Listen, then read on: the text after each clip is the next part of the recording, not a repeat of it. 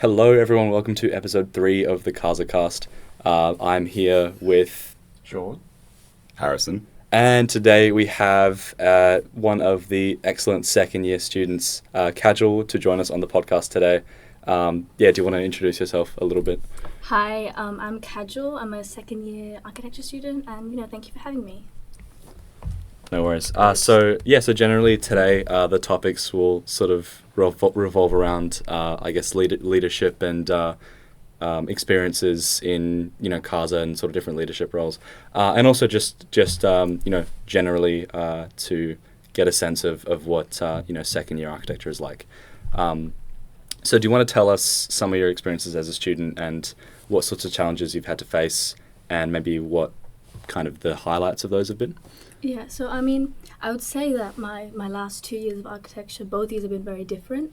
I think the first year, I've been a very design-orientated person for like my whole life. Mm-hmm. So I've always been doing some sort of design unit. And I was lucky to do architectural design in high school as well. Wow, so I've kind of done stuff like this before. Nice. So I guess last year was kind of very similar to what I've already been doing in high school, but I guess I had to get used to how things have been marked here. The marking in high school is very different to what they expect of you here. But it wasn't too bad. It was just more getting adjusted to things. And I think this year, especially this semester, I find myself getting into it a lot more. I think it just kind of, with design, it takes some time for you to find like your style and like how you want to do your assignments and things like that. And I think I'm finally getting to that point in this semester. So I think so far it's been going okay. I can just, go with the flow, I guess. Yeah. And what kinds of stuff did you design? You said you kind of been designing your whole life. Yeah. What kinds of stuff were you doing, say, before, uni? I did graphic design since, nice. I think it was since year 9. Mm. And that was just like the general like Photoshop, Illustrator sort of stuff. Yeah, nice. And then my school like introduced architectural design as one of their units. I think it was like the year after I joined high school. So that was for year 11 and year 12. And it was pretty simple. We did like Revit, nothing else. Because like the teachers that were doing the unit didn't actually do architecture. They were doing things like languages and things like that. So they didn't actually have like a lot of knowledge on architecture, but it was still like a good unit for me to do to like know Revit before coming into here. Yeah. And to be honest with you, I kind of picked it without actually thinking of doing architecture in the future. I was thinking of doing something completely different because I was very graphic design based at the time. But we did things like, I think, because I did architectural based like researches in my graphic design projects as well. I did things like really small scale buildings. I think for one of them I did it was sort of like a literal boathouse on like the beach because I lived in Darwin and like it was a very Nice. beach orientated place. And then we did I think in year 12 we did like a cafe. So it was like pretty like simple sort of stuff, but it gave me a bit of a head start, I would say. For sure, yeah. No, it's cool that we've had a couple of guests that have talked about doing stuff before uni, and it's been really, really helpful for them. Myself, I did a similar sort of like technical graphics sort of unit, so I got to learn a bit of Illustrator and Photoshop, and I guess just like basic like SketchUp as well. So that definitely helped me in first year. And then from then I was sort of on level field with most other students. Did either of you have that? Yeah, no. So for me, I learned like AutoCAD when I was like in year 8 because we got interested in super early. Yeah. And then year 11 and 12 I did a cert in like for CAD softwares. So that's why I'm really like stuck up and choose to use like AutoCAD mostly rather than like Revit or Rhino just because I've got such a level of comfort with it. It feels right, hasn't changed in years. Yeah. It means I don't have to like learn stuff new like every like year when it updates. So I kind of like that. Yeah, mine's the other way around. Mine's with Revit. I hated AutoCAD when I started. I was like, ew, what is this? Because I was so used to doing Revit for like years before. Yeah, no, it reminds me the most of sketching because like Revit feels a little bit like constrictive at times. Yeah. Yes, it does, yeah. Not if you're good. I did interior design before this, and AutoCAD was, well, no offense, but it's so slow, right? Yeah. Takes so long to draw something. In Revit, you just But you yourself recently described drawing lines on CAD as like a really wholesome experience. Sure, it was.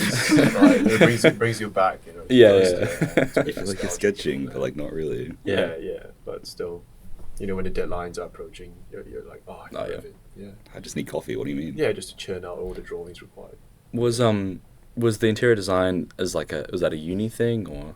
It's more of a TAFE thing. Was it like Oh, Polytech right. or Something like that, yeah. Nice. It was kind of boring, to be honest. Yeah, they made us do the same things for the last 2 years to drag things out. So I told myself, nah, I'm not going to do this.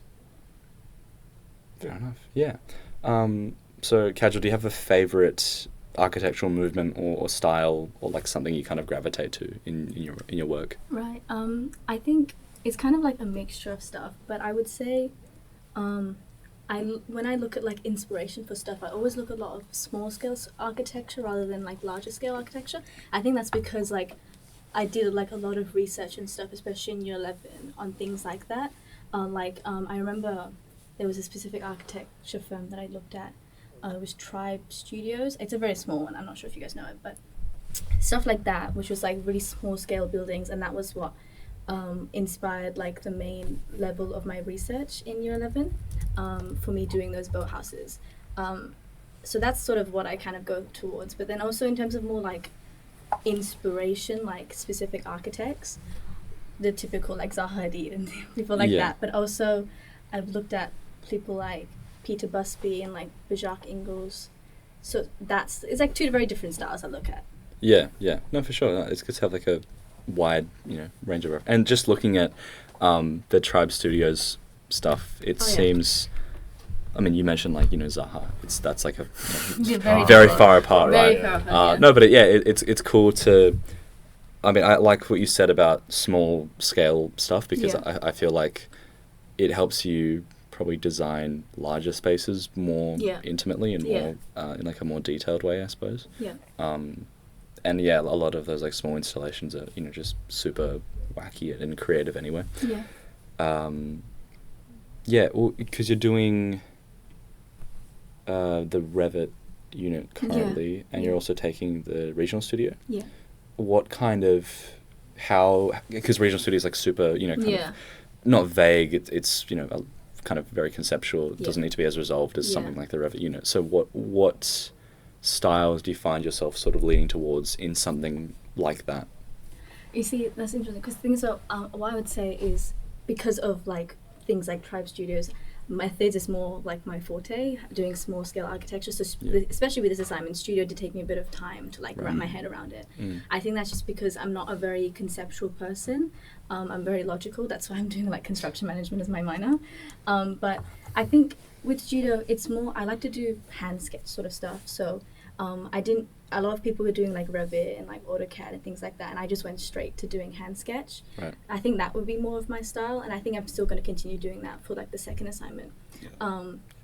And I also do a lot of like not colorful sketches, like monochrome sort of sketches with pops of color. I'm not sure what style you would call that, but that's sort of what I kind of go for. Yeah, I think it's kind of like it's like a diagrammatic sort of thing, right? Because you're probably using the color to show whether you intend to or not. It's conveying one message. Right? That was, I think it was the plants and stuff I decided to color in because of like the history of the thing that I was doing was the Goldfields pipeline, and that was like to like, represent growth. So I was like, let me color in the plants and keep everything else black and white.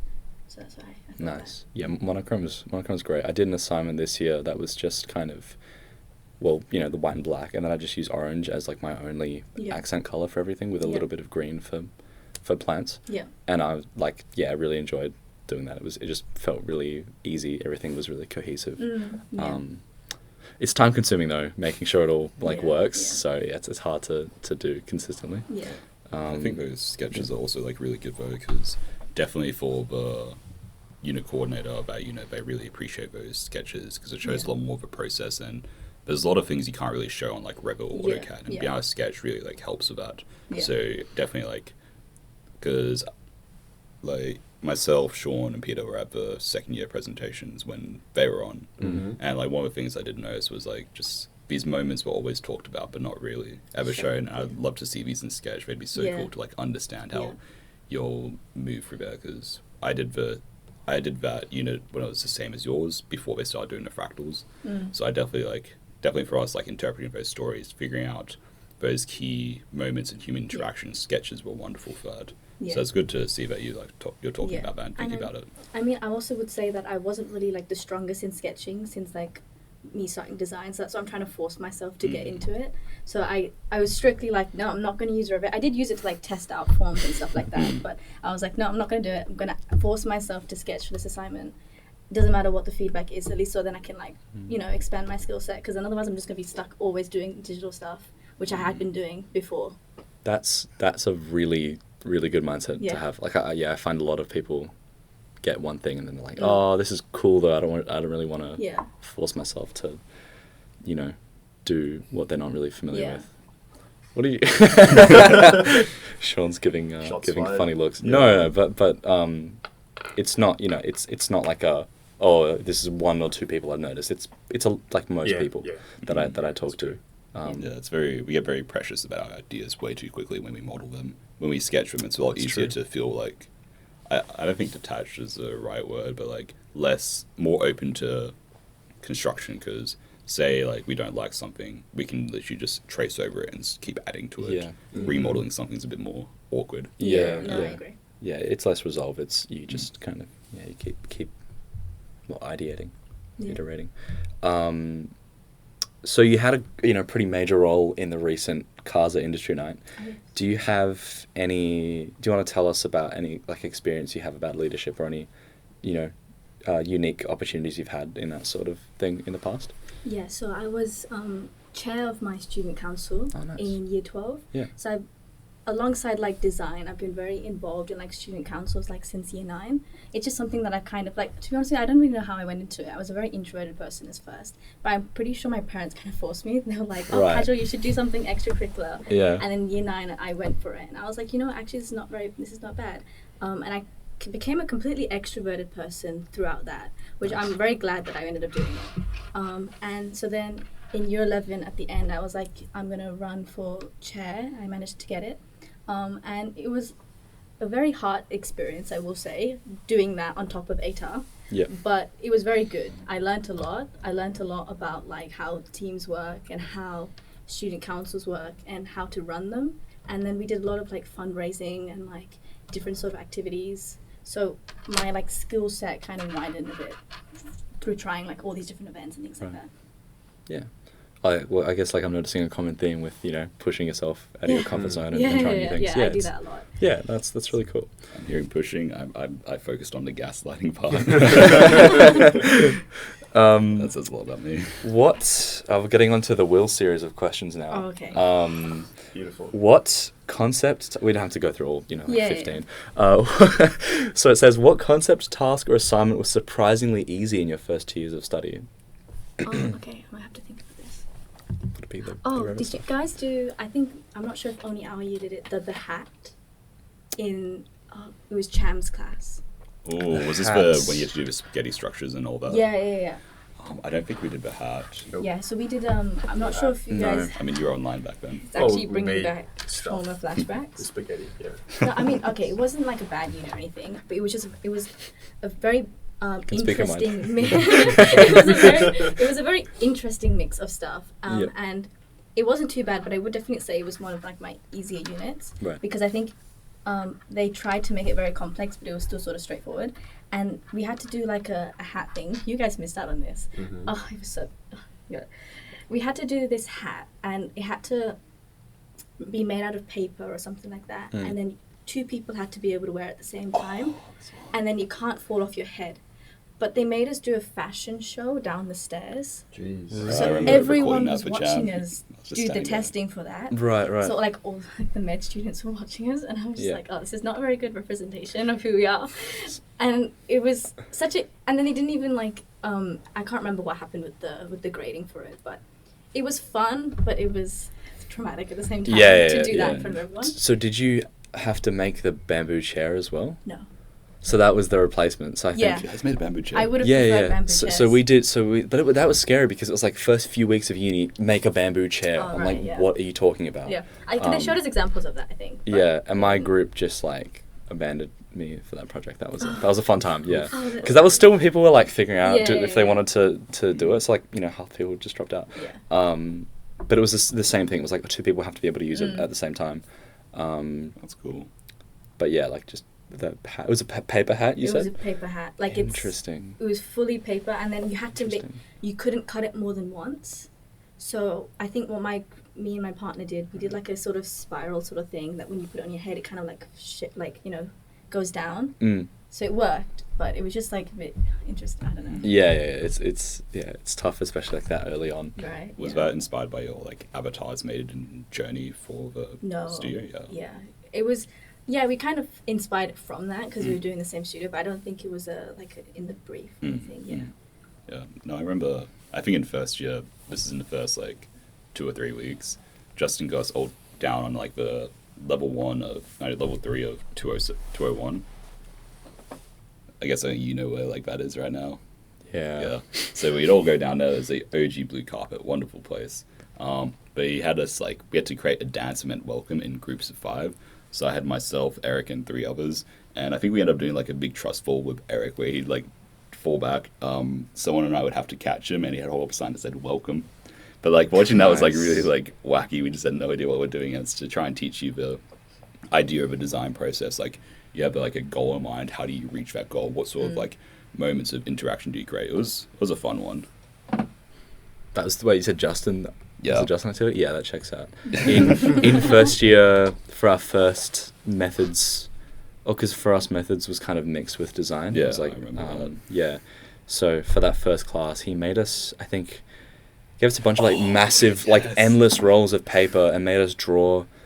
I don't know what, I think he wanted like a sense of what being in a space feels like. So we were just drawing like bodies, but because we were just like, taking the piss, right? We were just drawing like, weird troll people, and there was like graffiti S's everywhere, and he made us stick them around, the kind of the stairwell and like a little kind of area that we picked for ourselves.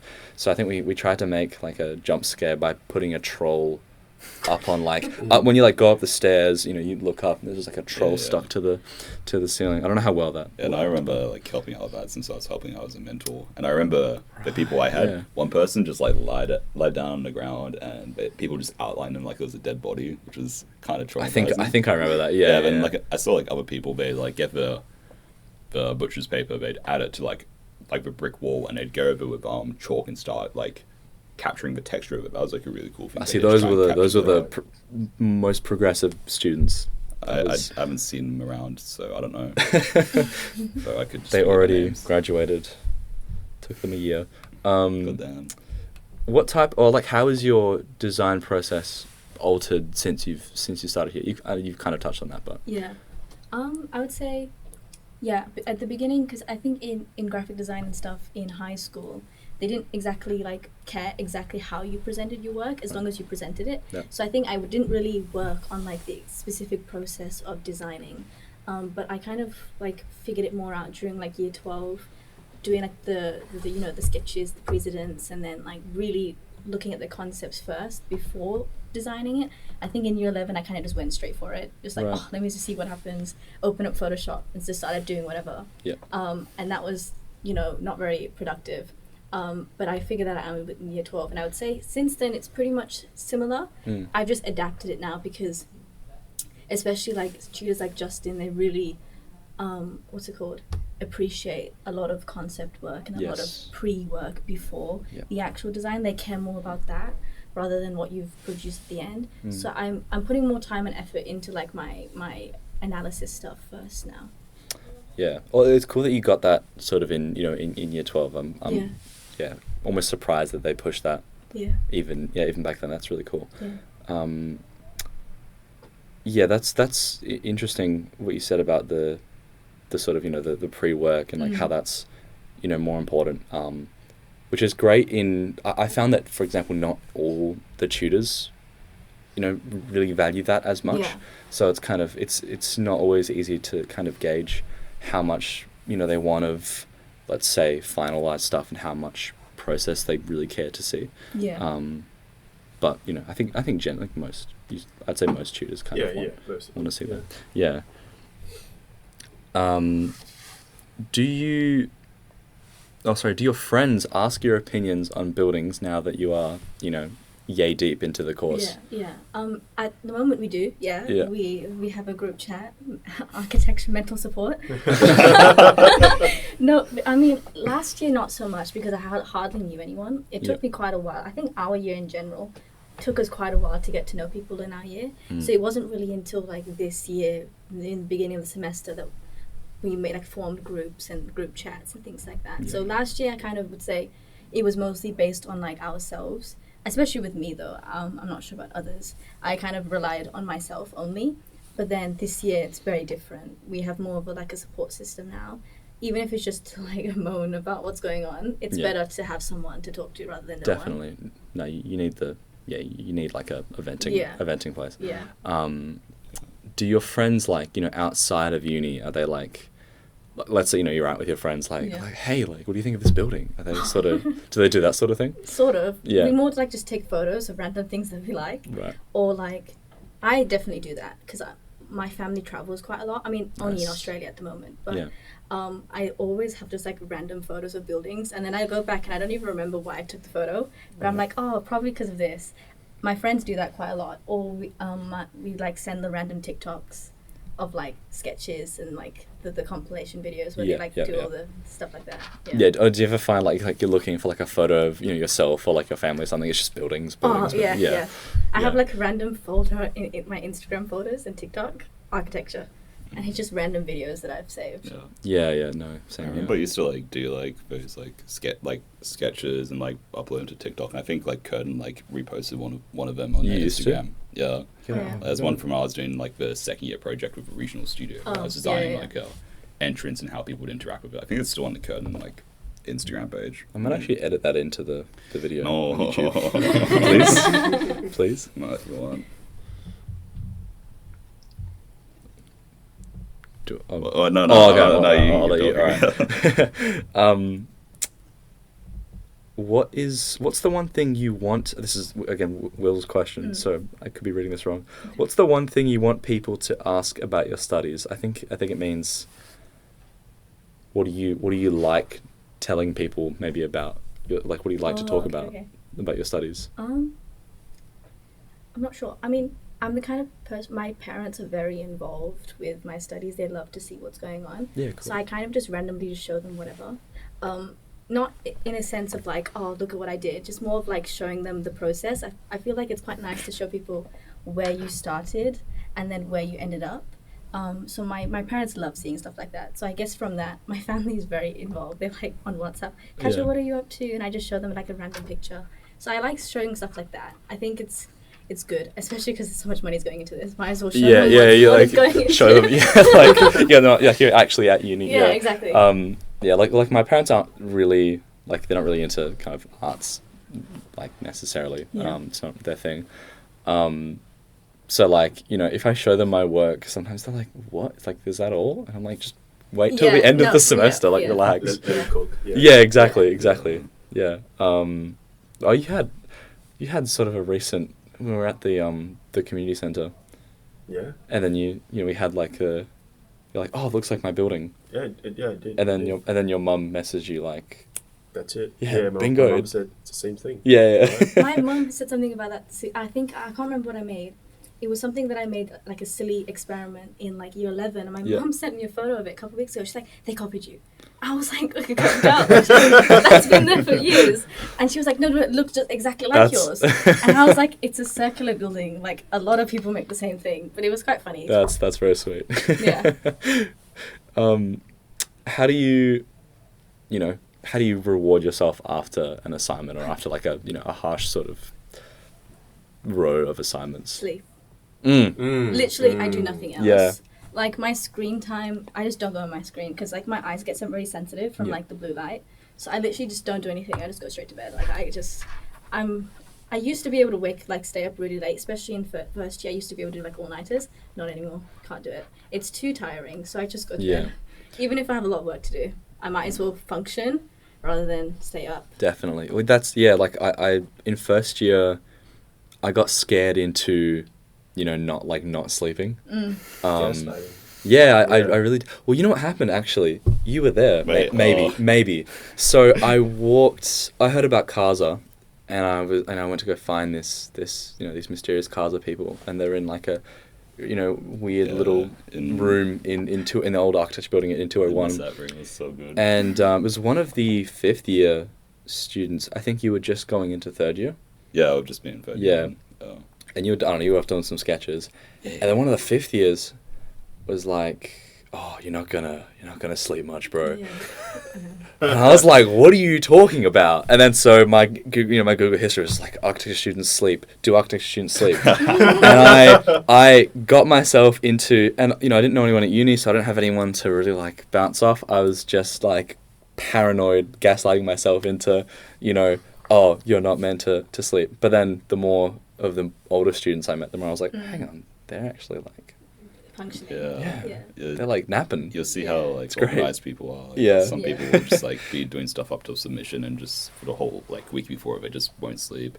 I used to be like the no sleep type of guy, but like at the start of this year, I've like, because I got used to like working office hours, my brain kind of like switches off after 11. I'll just like pass out at some point, and now I wake up at 6. So like it really helps with being organized. Hey, 11 isn't office hours. yeah. Maybe not in this country. But no, it's just like when my brain like switches off now, like it says go to sleep. Yeah. Nice. Yeah. I'm in bed by 10:30. Nice. Yeah. Sending YouTube videos and memes until like 1, but I can't even do that now. I'll be on my phone. I'll just fall asleep and go. Do you ever drop your phone on your? No, because I'm an idiot. I sleep on my side. Nice. I don't do that. Yeah. Well, if I have like a YouTube video, it's like 40 minutes. I haven't finished. I'm like, I'll watch like the last 15. So I'll go on my side. I'll lean it against the wall, and I go to bed. And my phone's You just skip like, till the last 15. No, I'm saying like if I have like that much left, I'm like, Okay. I guess I'll finish it, and then I just fall asleep on YouTube. That's funny. The question says AutoCAD, Revit, or hand drawn. That's been covered thoroughly.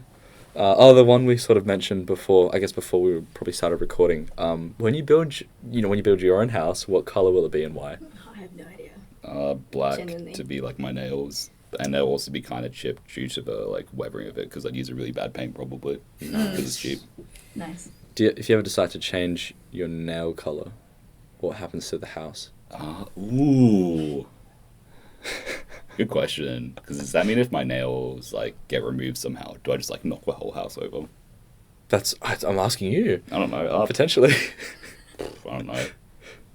It'd be weird. It'd be weird to have like a blue or a pink house. You have to like, I don't know, like bleach your walls or something. Does that even? Yeah, you could. Yeah, just like some paint removing chemical. That actually went surprise. That is pretty much all 15 questions. Mm-hmm. Oh really? Yeah. Nice. There's a couple more to do with sort of post-grad stuff. Yes. What have you thought about? Obviously, still early on, but like, have you thought about what kind of architecture you might want to focus on after once you start working? Not too sure, but I will say I've looked into master's options, and I'm not completely sure whether I'll be like staying here for masters. I'm thinking of maybe going to Sydney for like UNSW. Nice. Because I did see that university like about a month ago in the open day, because we went for my brother, but I was like, I like this, and then I think they have a few like streams of like architecture that you choose in your masters. Let me pull it up. I kind of forgot what they were. Okay. But I'm pretty sure high performance was one of them, and then something along the lines of, I think in University of Sydney they do a luminance design. Yeah. And so those sort of things sound very interesting to me. So I still have to figure that out in the next 1 year or so. But it depends on obviously where I go for masters. That would obviously also change. Yeah. You could also just take time off before you start. Yeah, I'm thinking of doing that. Yeah. I think I'm either way going to at least take 6 months off. So I've got time to think about it. As I'm approaching that, and it's looking less and less like I'm about to take time off. You gaslight part-time. yourself again. No. I want to do part-time, but we'll see how I go with work or whatever the case might be. How do the master streams work at Curtin? Are there master's streams, or is it just? Because is it just like electives? Is that kind of how? You get one elective to choose from. So for me, I've been done my elective yet. I did practice management 2 this semester. Mm-hmm. But yeah, like I've kept my elective open because, say I want to travel, I kind of want to have it for that, and to also like figure out like maybe next year when I'm doing my thesis, there's an elective unit that feels very relevant to what I'm doing. I'd like to do that. Nice. Yeah. This was on what we want to do after, like when we're done with graduation, right? Like once we finish masters, or yeah, or like what, like for like example, architecture. do you want to work in like multi-res, or do you want to do? Oh yeah. Do you want to design like? I want to work in an office that has a good vibe. That's Like that's Yeah. honestly what I care about. Like for me, like I don't mind being a CAD monkey, but I'd prefer to like be able to like do research, do like a lot of like sketching and iteration like that. But for me, like if the vibe is good in the office, if my peers are very supportive, Yep. they're good, they make fun conversations, they've got groovy music playing while we do work. yeah. That's Yeah, what I much care like about. what we've got going on. Yes. Level 4. I'll have a speaker at home today. No, Oh no! it's good. I keep forgetting to bring in my Audi one. It's okay. Jan can sing for us. Nice. Although we have the ukulele here, so Yes. that's fine. Yeah. Yeah. The corporate culture. Mm. Yeah. Have you been to many of the sort of industry events, or like attended like any firms and that sort of thing? No, I wanted to. I was gonna go to the Hassel one that was Mm. a month ago, but I think a Yeah. submission came in the way, so I was like. But in terms of like other things, I'm trying to get more like involved. I applied to the Singapore internship, the one that's got the 2 Ooh. places. Yeah. I have no idea what's going on with that. I literally haven't. I emailed them. I was like, can I get information on the dates and whatever? Yeah. 3 emails later, no response. So I'm gonna have to chase down what's going on with that. I've given them my portfolio and stuff, Mm. so I don't know what's gonna happen with that. But Has Jake come to find you? no, Okay. so yeah. I don't know. I only just sent the portfolio yesterday because Oh, okay. this is to Justin. I don't know if it's a different Wait, one. Oh, Justin. different. Okay, it's a different thing. This Okay. It's a okay, different one. yeah. Is this for Studio Lapis? No, It's a yeah, smaller the scale one. Oh yeah, the other ones were Unaware. different. Wait, so would that be for this break? Yeah, Oh, yeah, I'll probably see you there then. it's a 12-week one. Oh, 12 nice. week. Damn, Yeah. I'm probably. I should even know. It's either I'm going 3 months again or like less. Yeah. We'll find I out. actually What might dates is it normally? sign up for Like, that. It'll probably be like, if it's like a 12-week one, I think it'll be a 12-week is like, the whole break. yeah. Yeah. So you'll probably be like after end of year exhibition. Yeah. Hey, I'll see you there. If they respond to my email. Yeah. But yeah. Yeah, wicked. And then I think there's one more post-grad question. Right, if you were to study another discipline, or go into a different field after architecture, what would it be? And would it be connected to architecture? As at in all? like, if I had done a different degree, or Um, like after architecture. So you finish architecture and you're like, oh, I want to go study this as well. Like, what could that be, for example? Oh, Teaching. Teaching. Yeah, like Yeah. there's something very rewarding about like Yeah. helping people and watching them grow, understand something. yeah. Yeah. I was just about to say that, something Yeah. along those lines. I don't know if I want like primary school teaching or like high school teaching. Because like primary school teaching would be kind of like adorable, but I think I'd like scare all the kids. Yeah, and like high school teaching, I could be a lot more like snarky and witty with what I say. Yeah. But, Yeah. like, I don't know. High school is a scary man. Oh, high school, yeah, because you got to get through. Obviously, they're so different. Yeah. You'll have the really calm kids, and you'll have the people who are just not well adjusted, and Yeah. it's also the type of development is just insane. Like, Yeah. I had the same teacher in English in year 7 and in year 12, and I can't imagine, like how differently, like Yeah. for her, right, it must be weird, like it's like totally different people throughout that time. So Yeah. whereas in primary school, obviously kids do sort of develop and gain I guess more personality and stuff like that. It's not probably as drastic as high school. Yeah. Yeah, you don't want to be witty around people. It'd be like, see, it'd be funny to like mess with them. Exactly. Yeah. Exactly. Yeah. Okay. Exactly. Well, because like, yeah, I don't know. Primary school kids probably get I don't know, offended or scared. Yeah, no, I'll scare them. I remember like when I was helping out in like your classes last year for first semester, I remember like talking to some of the students and they just looked terrified because that was back when we had to wear masks and stuff. So I was just like, tall, just like I was like, no, I don't fit in. Our year is very introverted. Yeah, I remember the year above you was also very introverted. Like it was like my year extroverted, year below introverted. Then the next year, your year was like kind of extroverted.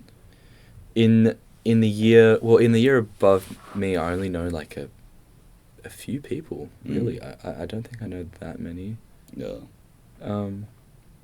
But yeah, like obviously it goes with what you said. There's sort of very, everyone sort of does their own thing. First year's introverted then? Yeah, probably. They're pretty introverted. Yeah, I haven't not met anyone. I actually found out that my friend's younger brother is in first year. Oh. I've never met this guy before. I didn't even know he had a younger brother. So, I don't know. Yeah. In first year, who knows me, but I don't know. I feel bad. What if he's just messing with you? I don't think so. No, because I've seen a photo and I was like, I've seen this guy around. Yeah. So, get to know the first year. I could take a photo of a random first year and say, hey, this is my sibling. Nah. Because now you've exposed yourself. Yeah. But I could. You need to find someone with a like concealed forehead and my brother doesn't look like me though. 7 feet of height. 7 feet, jeez. I can edit a photo of you and your brother into the podcast. Sure. let me see if I got any recent ones of him. But yeah. Yeah, I think we can. How long have we been? This is 37 minutes. That's perfect. Bad, yeah. Yeah. Perfect. Yeah. Are there any closing notes or closing statements you wanna? Not really. Do you have any life affirming or life changing advice for our listeners? Remember to save your work every 15 minutes. Perfect. Yeah. Thank you guys. This has been the CASAcast. I've been Peter. Harrison. Shawn. And Kajal. Thank you again, Kajal, for attending. It's been a really great time, and next time, I promise, is the Chris Mewburn episode. Thank you guys for listening, and please like and subscribe to make sure you see that video. Turn on your notifications to find out when CASA uploads our next podcast, whenever that is. I'll be sharing the link on my Instagram. Don't worry. Thank you. Smash that like button. Smash that like button. Please subscribe. Please join our Patreon because you are the support structure of this channel. That is not. You are copying the 4G structure. All right.